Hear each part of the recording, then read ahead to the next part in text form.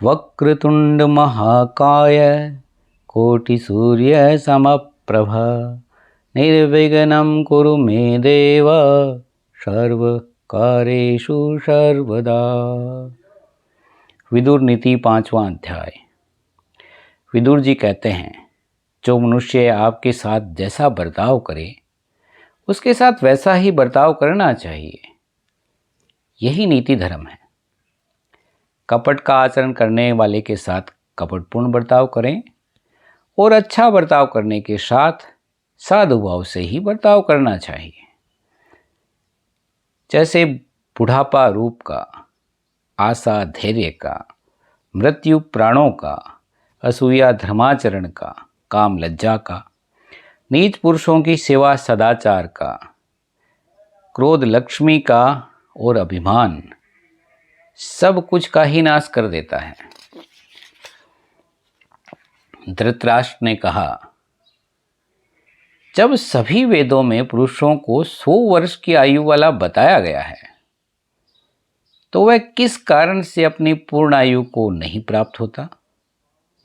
विदुर जी बोले, राजन, आपका कल्याण हो। अत्यंत अभिमान, अधिक बोलना, त्याग का अभाव, क्रोध, अपना ही पेट पालने की चिंता और मित्रद्रोह, ये 6 तीखी तलवारें देहधारियों की आयु को काटती है। यही मनुष्यों का वध करती है, मृत्यु नहीं। भारत, जो अपने ऊपर विश्वास करने वाले की स्त्री के साथ समागम करता है, जो गुरु स्त्रीगामी है, ब्राह्मण होकर शूद्र की स्त्री से संबंध रखता है, शराब पीता है और जो बड़ों पर हुक्म चलाने वाला है, दूसरों की जीविका नष्ट करने वाला है, विद्वानों को सेवा कार्य के लिए इधर उधर भेजने वाला है और शरणागत की हिंसा करने वाला है, ये सब के सब ब्रह्म हत्यारे के समान हैं। इनका संग हो जाने पर प्रायश्चित करें, यह वेदों की आज्ञा है।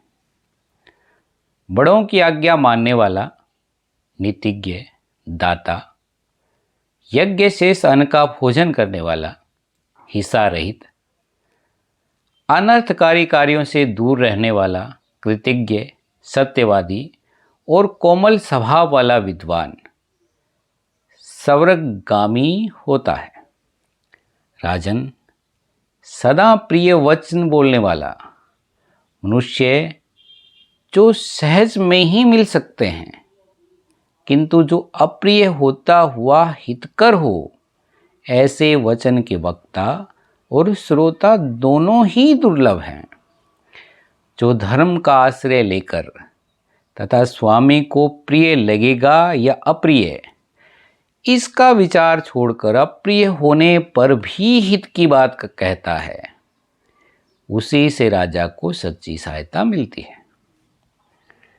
कुल की रक्षा के लिए एक मनुष्य का, ग्राम की रक्षा के लिए कुल का, देश की रक्षा के लिए गांव का और आत्मा के कल्याण के लिए सारी पृथ्वी का त्याग कर देना चाहिए। आपत्ति के लिए धन की रक्षा करें और धन के द्वारा भी स्त्री की रक्षा करें और स्त्री व धन दोनों के द्वारा सदा अपनी आत्मा की रक्षा करें। पहले के समय में जुआ खेलना मनुष्यों में वैर डालने का कारण देखा गया है। अतः बुद्धिमान मनुष्य हंसी के लिए भी कभी जुआ न खेले। प्रदीप नंदन, मैंने जुए का खेल आरंभ होते समय भी आपको कहा था कि यह ठीक नहीं है, किंतु रोगी को जैसे दवा और पथ्य नहीं भाते, उसी तरह मेरी यह बात भी आपको अच्छी नहीं लगी। नरेंद्र, आप कुओं के समान अपने पुत्रों के साथ विचित्र पंख वाले मोरों के सदृश पांडवों को पराजित करने का प्रयत्न कर रहे हैं। सिंहों को छोड़कर शियारों की रक्षा कर रहे हैं। समय आने पर आपको इसके लिए पश्चाताप करना पड़ेगा। तात, जो स्वामी सदा हित साधन में लगे रहने वाले अपने भक्त सेवक पर कभी क्रोध नहीं करता, उस पर भृत्यगण विश्वास करते हैं और उसे आपत्ति के समय भी नहीं छोड़ते। सेवकों की जीविका बंद करके दूसरों के राज्य और धन के अपहरण का प्रयत्न नहीं करना चाहिए, क्योंकि अपनी जीविका छिन जाने से भोगों से वंचित होकर पहले के प्रेमी मित्र भी उस समय विरोधी बन जाते हैं और राजा का परित्याग कर देते हैं। पहले कर्तव्य, आय व्यय और उचित वेतन आदि का निश्चय करके फिर सुयोग्य सहायकों का संग्रह करें, क्योंकि कठिन से कठिन कार्य भी सहायकों द्वारा साध्य होते हैं। जो सेवक स्वामी के अभिप्राय को समझकर आलस्य रहित हो समस्त कार्यों को पूरा करता है, जो हित की बात कहने वाला, स्वामी भक्त, सज्जन और राजा की शक्ति को जानने वाला है, उसे अपने समान समझकर कृपा करनी चाहिए। जो सेवक स्वामी की आज्ञा देने पर उसकी बात का आदर नहीं करता, किसी काम में लगाए जाने पर इनकार कर जाता है, अपनी बुद्धि पर गर्व करने और प्रतिकूल बोलने वाले इस भृत्य को शीघ्र ही त्याग देना चाहिए। अहंकार रहित, कायरता शून्य, शीघ्र काम पूरा करने वाला, दयालु, शुद्ध हृदय, दूसरों के बहकावे में न आने वाला, निरोग और उदार वचन वाला, इन 8 गुणों से युक्त मनुष्य को दूत बनाने योग्य बताया गया है।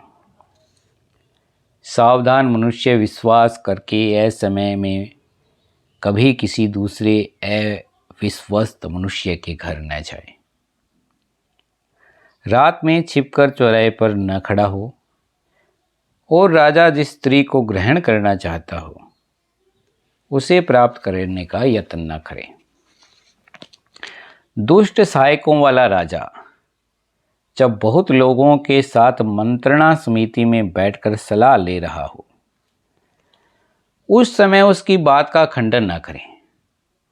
मैं तुम पर विश्वास नहीं करता, ऐसा भी न कहें, अपितु कोई युक्ति संगत बहाना बनाकर वहां से हट जाएं।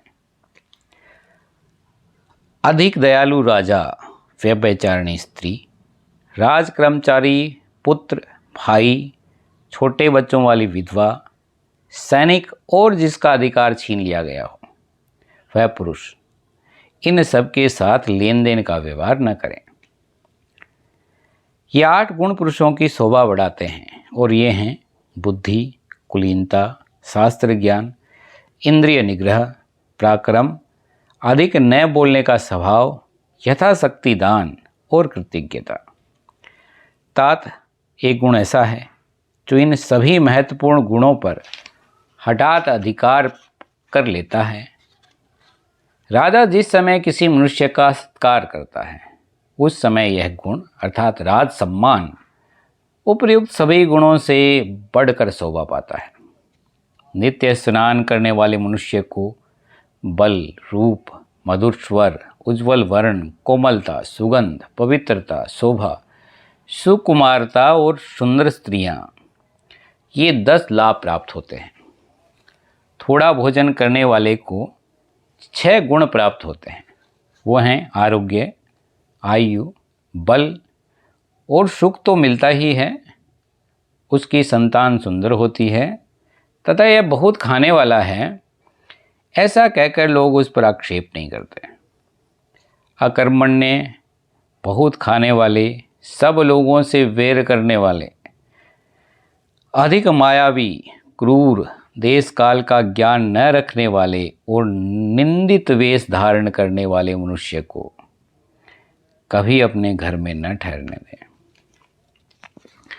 बहुत दुखी होने पर भी कृपण, गाली बकने वाले, मूर्ख, जंगल में रहने वाले, धूर्त, नीच सेवी, निर्दयी, वैर बंधाने वाले और कृतघ्न से कभी सहायता की याचना नहीं करनी चाहिए। क्लेशप्रद कर्म करने वाला, अत्यंत प्रमादी, सदा असत्य भाषण करने वाला, अस्थिर भक्ति वाला, स्नेह से रहित, अपने को चतुर मानने वाला, इन 6 प्रकार के अधम पुरुषों की सेवा न करें।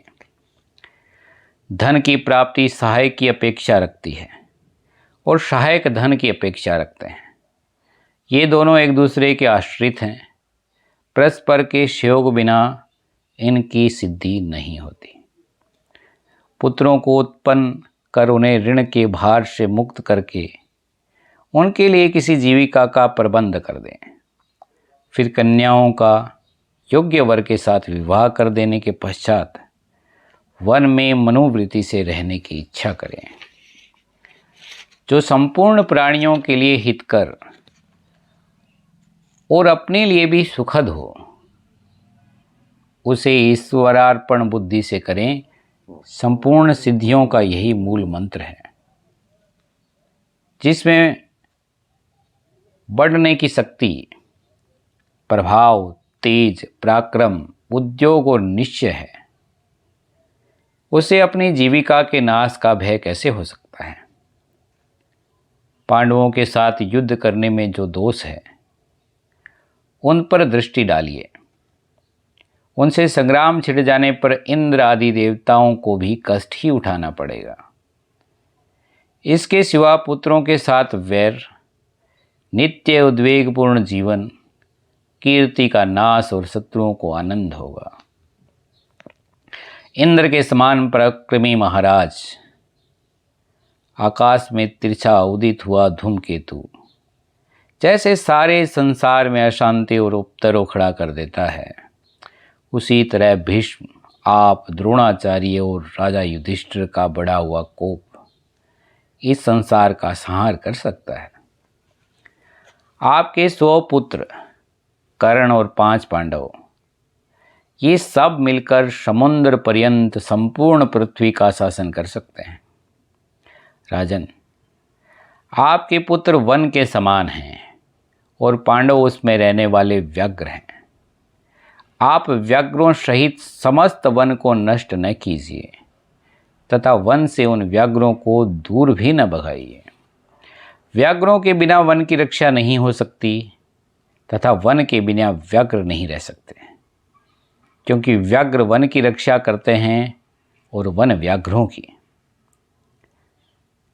जिनका मन पापों में लगा रहता है, वे लोग दूसरों के कल्याण में गुण को जानने की वैसी इच्छा नहीं रखते जैसी कि उनके अवगुणों को जानने की रखते हैं। जो अर्थ की पूर्ण सिद्धि चाहता हो, उसे पहले धर्म का ही आचरण करना चाहिए। जैसे स्वर्ग से अमृत दूर नहीं होता, उसी प्रकार धर्म से अर्थ अलग नहीं होता। जिसकी बुद्धि पाप से हटाकर कल्याण में लगा दी गई है, उसने संसार में जो भी प्रकृति और विकृति है, उन सब को जान लिया है। जो समयानुसार धर्म, अर्थ और काम का सेवन करता है, वह इस लोक और परलोक में भी धर्म, अर्थ और काम को प्राप्त करता है। राजन, जो क्रोध और हर्ष के उठे हुए वेग को रोक लेता है और आपत्ति में भी धैर्य को नहीं खोता, वही राजलक्ष्मी का अधिकारी होता है। राजन, आपका कल्याण हो। मनुष्य में सदा 5 प्रकार का बल होता है, उसे सुनिए। जो बाहुबल नामक बल है, वह सबसे कनिष्ठ बल कहलाता है। मंत्री का मिलना दूसरा बल है। मनीषी लोग धन के लाभ को तीसरा बल बताते हैं।